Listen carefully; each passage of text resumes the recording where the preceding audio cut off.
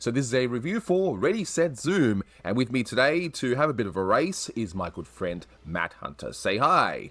Meep, meep. Yes, you're always going to do the meep meep in these ones because you've been on quite a few of these Roadrunner shorts. They're my favorites. Roadrunner from all the Looney Tunes and Merry Melodies cartoons. Roadrunner always has been my favorite. I guess don't watch one after another. The great small doses. Yeah, that's it. It's like you can watch them all simultaneously, and I have, or at least I've tried. I could never do it in one sitting, but it's better if they're kind of interspersed with other characters and other cartoons, but they're fun. I love them.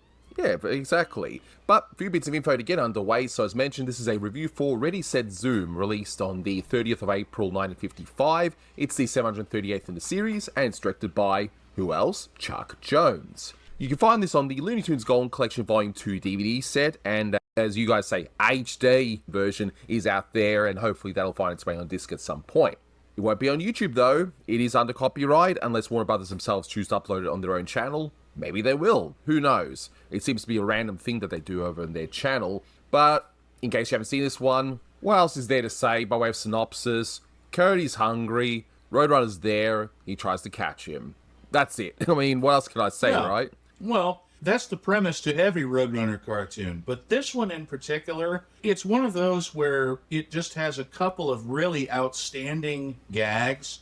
It's not like the last one we talked about that had like every single one was a winner. This one is just, there are a couple that are such standouts that I could never forget it. And I could always remember its title just because I saw it a lot on Nickelodeon when I was a kid. It's the one with the glue and the one with the female Roadrunner costume. Oh, we gotta love that. Female Roadrunner costume, yes. Obviously, they didn't try to milk a single gag for too long in any of the Chuck Jones Roadrunner cartoons, but in this one, he tries the glue a couple of different times, and it doesn't work either time, obviously, but it seems like Wile E. Coyote thinks he's got something with this glue. So we get a couple of different gags with it, an extended one. And I remember that being kind of an anomaly, and I like it. Yeah, and this one, see, by way of trivia, there really isn't anything per se, like, oh, this is a reference to so-and-so, or this is a reference to this. There is one reference, and I'll point it out as we get to the gag, in terms of a living person at the time. But the interesting thing about this one, though, that could be sort of trivia, is that glue gag that you mentioned, because a lot of the time, Cody will try something,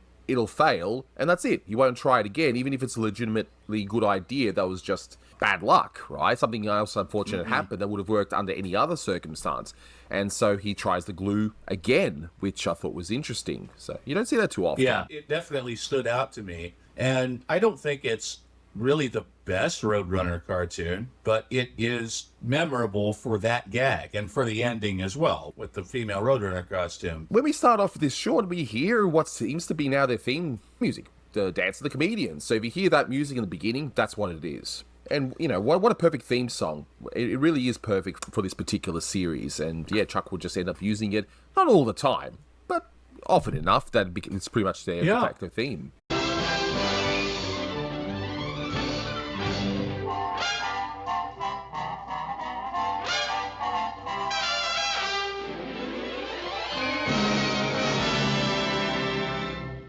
And that is the title of a book that's out available now by an author named Dan Sendker, who I didn't know personally. He contacted me asking if I could give him a couple of bits of information and some images that I had. If you've read the Looney Tunes and Merry Melodies by Jerry Beck, the guide basically for all the Looney Tunes and Merry Melodies cartoons, it's like that, except it's just for the Roadrunner series. And I think it's a really good book, so you should check that out. It's fairly new. I didn't even know this thing existed, and when it came out, I thought, oh, this is fantastic. It really flew under the radar, and that's a shame, because it's a really good book. You should check that out if you're a Roadrunner fan. It's more in-depth, just specifically to Roadrunner than any of the other Warner Brothers cartoons. It's like, if you want a guide to just these, that, you need to check it out. It's called Dance of the Comedians, and it's by Dan Sendker. And it's probably going to be the only in-depth book on the Rudy LaRiva ones. Yeah. Well, he includes those too, which I think is good, because those have somehow remained in the mainstream as much as Chuck Jones's, and they're not as good, obviously, but they're memorable enough that they haven't been booed off TV screens. They were made essentially for drive-in movie theaters and TV, back in the late 60s. Yeah, they're not great, but okay. Yeah, exactly. They should be covered anyway. But we're back now to this short, because I'm not really as familiar with this one. I didn't actually grow up with this one. It wasn't on the VHS tape I had from the Roadrunner series. I never really saw this one on TV. Maybe I did. I know I saw a few bits that were, I believe it was in the Bugs Bunny Roadrunner movie. There was a few bits and pieces, but not the full short. I'd never seen it. And so watching it for this review was kind of new, and I forgot I love how it opens. It's just straight away, bang, we're right into the action. There's no slow wind up. It's just, yep, here's the Roadrunner running, and just tells you all you need to know about this character. Yep. And it works perfectly for anyone new to the series. It literally cuts to the chase. Yeah, exactly. And we've got the wonderful animation of Coyote just waking up all hungry already and just ready to start his day, and off we go. So what else is there to say? It's just a perfectly opening once again to anyone who is not familiar with the series. In fact, they all are, but this one's a great one especially. Yeah, and he lives in a pretty small cave, obviously. That's kind of interesting. Yeah, and yet he can somehow afford all those Acme goods. You'd think he'd be able to afford a bigger cave, but, obviously. Yeah, right. But yeah, it's a usual start, and I love the face Cody has after Roadrunner speeds off into the distance and goes off into the cloud of smoke. I mean, of course they're dentures too, but that one expression just killed me. Where his jaw just, goes flat, and then his teeth fall out, and then he has to pick them up. It's like, well, why does he have dentures, and why are they as long as his snout? Well, obviously it makes sense, but it's like, okay.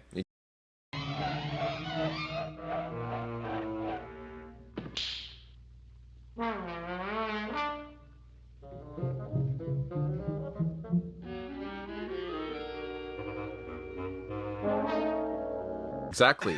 That little devilish grin that he gives after that. Chuck definitely knows how to hold a pose as well, but it's also probably the reason he lives in a small cave. You have to spend all his money on dentures. He eats tin cans all the time because he can't get what he wants. Oh, definitely. Because we all know these things are all consistent with one another, right? There's right. definitely... There's real continuity. Of course there is. Definitely. No, I'm kidding, everyone. These things were not designed for that. But anyway. But we start off with that glue gag that we mentioned before. He makes sure to leave space for himself to stand, but we hear a beep beep, and straight away, it's not the Roadrunner.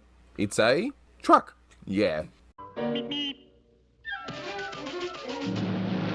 Beep beep.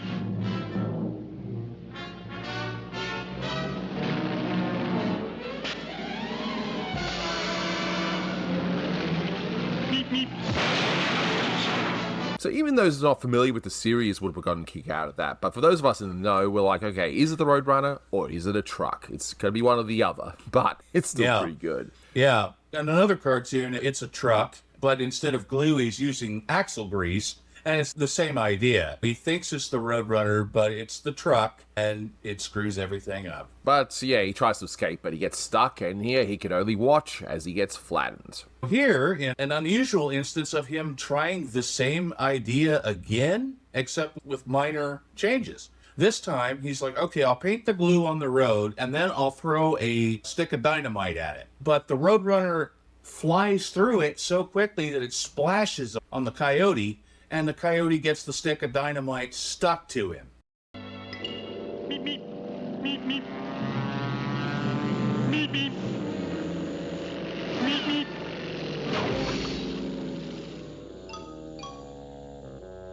And the more he tries to get dynamite off of him, the worse it gets. And you get this hilarious animation of him not only trying to get it off, and then we realize he can't get it off. You see him walking on his butt Yes. to try and jump in the river, and it explodes just before he falls in the river.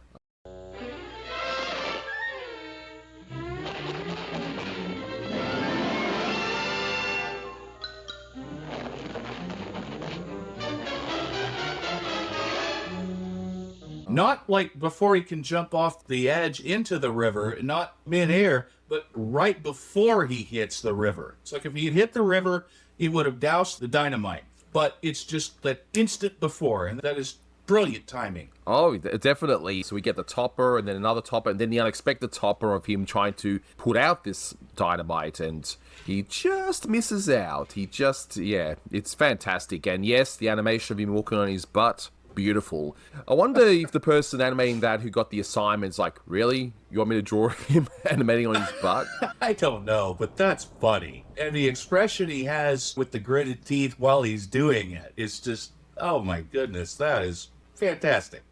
And these gags are quite long too. Usually in a lot of Roadrunner shorts, they usually start with a few quick ones before they do some bigger ones. But here they go straight into do two rather long gags, which they're great, mind you. But yeah, it's just interesting that they've changed things up a bit here. Yeah.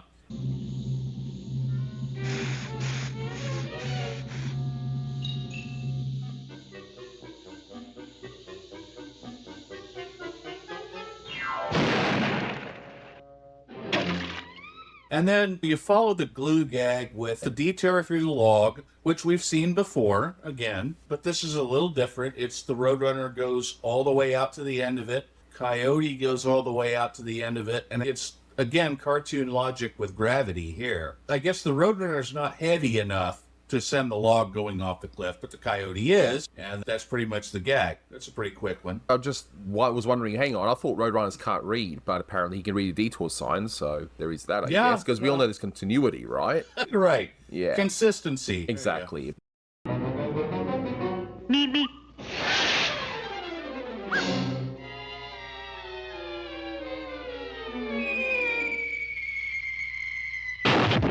Then we get, 10,000 pounds. I guess the idea is he wants to drop the weight and crush the Roadrunner. I guess that's the intention. Yeah.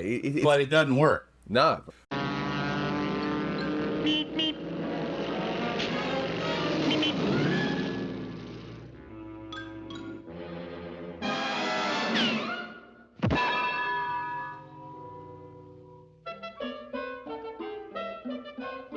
And then we get the, he's done this in another cartoon before too, the Dynamite lasso.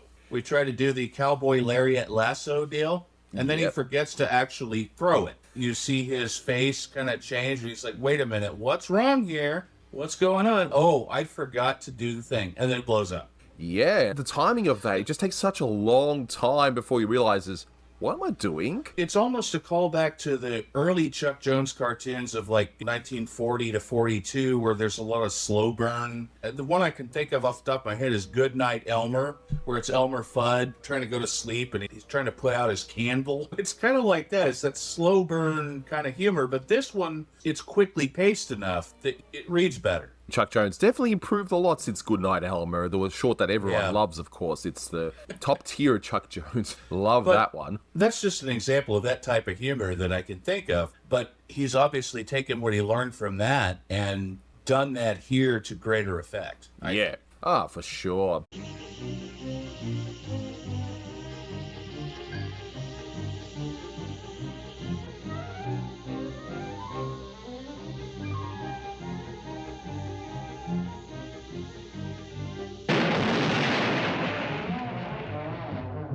But the next one is the whole thing with the coyote loading himself in a slingshot, and he's just backing it up for the big power, I guess. Yeah, which again we've seen before or later. I mean, this is a gag. We've seen this one. The coyote with the giant rubber band slingshot. Yeah. And it goes exactly like it goes every other time. And this one, I think he gets launched into a truck. Yeah, that doesn't sound like the Roadrunner. Different kind of beep. Right. Meep.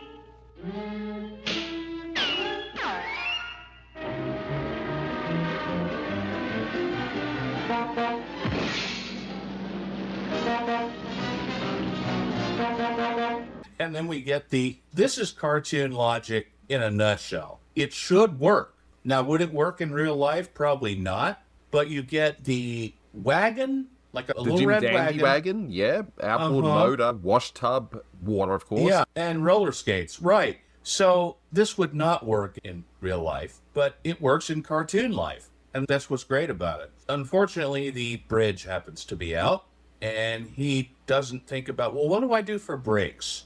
Yeah, it's great.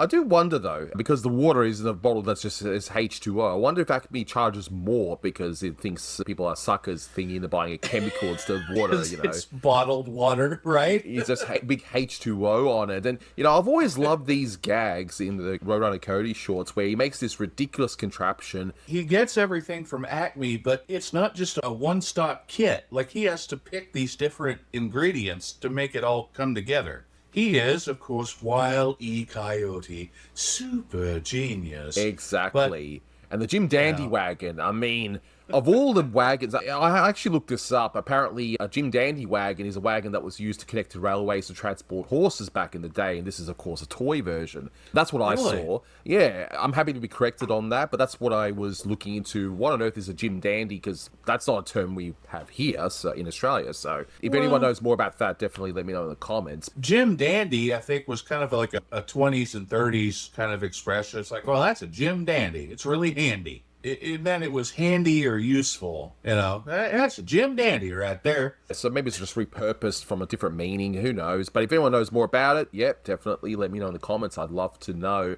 But I just love the irony of this gag at the very end where, okay, you said there's no brakes. That's, of course, a flaw in this wonderful contraption of his. And he goes over and he escapes. It's like, okay, I'll have to leave. But had he stayed on, he would have made the jump.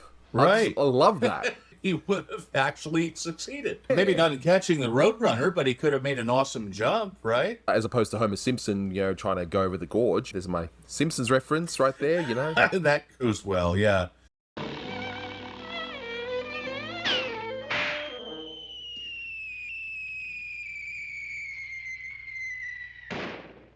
Then he does the rocket, which, of course, like, when has Wile E. Coyote not done the rocket?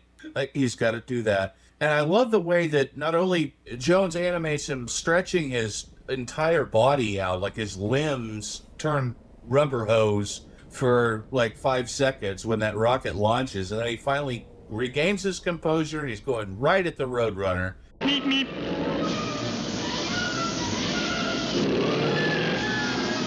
Meep, meep. Meep, meep. Then it pounds him into the ground and he goes through a mine and it says Selzer Mining Co. We know what that means. That is the producer of the Warner Brothers cartoons at the time who actually did not approve of the Roadrunner in the first place. For Chuck Jones to work that reference in is great because it's like, oh, you didn't like this character? You didn't like this idea? We'll put your name on a sign in the cartoon. And apparently that's how he makes his real money, you know? He doesn't make it through cartoons. He has a mining company. He had a mining company. Yeah. Apparently, when he was younger, he was a boxer as well. Edward Selzer was a boxer before he was a Hollywood guy. I believe I read that right, that he used to be a boxer. I love the topper of that rocket exploding as well, because you got to have that too at the very end. So you got to have that topper.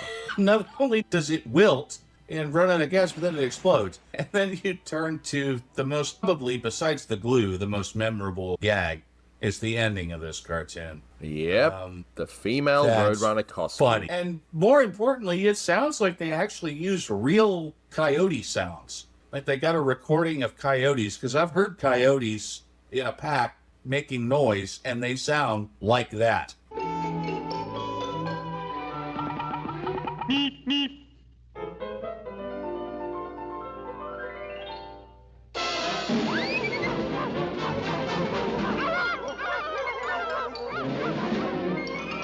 Wow, yeah, I didn't even realize that. I mean, all I was hearing was it had to be you, because what other cue are they going to have in this scene, right? Well, that's the cue that Stalling gives us, but the sound that Treg Brown gives us is actual coyote noises. And it's the only time in the entire series that we see other coyotes. Yeah, I was just trying to think, did they ever appear in any other short or anything? And no, I don't. No, there's always one Roadrunner and one coyote. In the comic books, they actually had multiple Roadrunners and multiple coyotes, but in the cartoons, there was only one Roadrunner and one coyote. And such a great ending, too, because you sort of think, oh, yeah, they're going to do the usual shtick where the Roadrunner's going to convince the other Roadrunner and so on, but right away, it does not even begin the way you think it's going to begin. You just see all these other coyotes, and then we see the real Roadrunner pull into view with the end sign, and that's that. You know, we finish right there. But Yeah. such a great ending, though.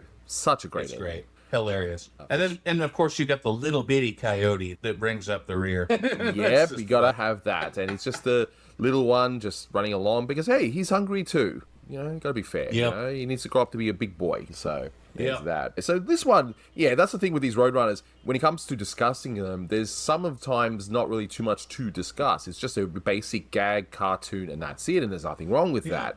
But when they execute it so well, yeah, just I really had a ball. This one, yeah, 10 out of 10 as well. I love these Roadrunners. I'm trying to find the one that is not as good, but this one is just as good as the others as far as I'm concerned. Even if I've seen some of the gags before, 10 out of 10 for me. 10 out of 10. Yeah. You're starting to see some repetition. You're starting to see some of the same gags you've seen in the past, but they're variations on them. It's not the same thing every time. And that's the brilliance of it, is they could take the same concept and keep doing it. But that'll do it for this one. Thank you so much for watching, guys, and until next time, take care. Beep, beep.